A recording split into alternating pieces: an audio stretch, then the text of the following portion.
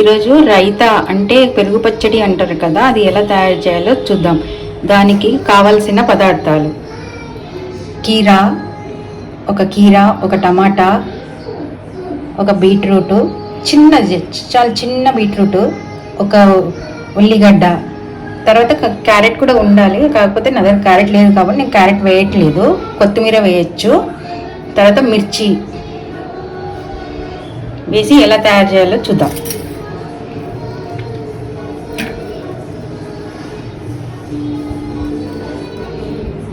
నేను హ్యాండ్తోనే వేస్తున్నా.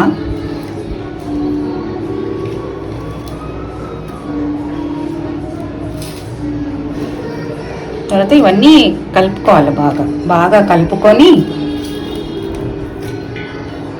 తర్వాత పెరుగు కూడా కావాలి కదా మనకి.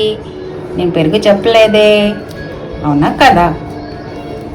పెరుగు లేకుండా పెరుగు పచ్చడి ఎలా తయారవుతుంది, అవునా కదా? సో ఇంత వేసిన తర్వాత నేను దీంట్లో బ్లాక్ సాల్ట్ వేస్తాను. పెరుగు పచ్చడిలో బ్లాక్ సాల్ట్ వేస్తే చాలా టేస్టీగా వస్తుంది. ఎంత కావాలో అంతే వేసుకోండి, మంచి ఫ్లేవర్ ఉంటుంది. తర్వాత ఒక 4 స్పూన్స్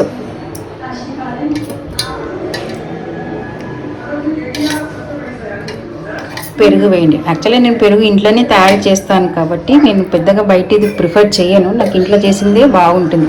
ఎందుకంటే మా వారికి ఇంట్లో చేసిన పెరుగు అంటేనే చాలా ఇష్టం, బయటది అంతగా తినడు అనమాట. సో అందుకే నేను ఇంట్లో చేసిన పెరిగి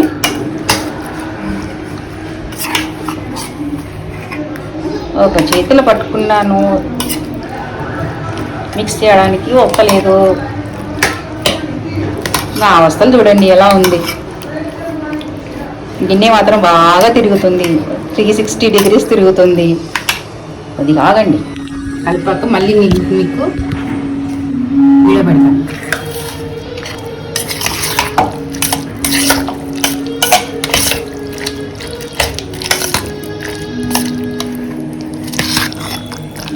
టెక్స్చర్ చాలా బాగుంది కదా.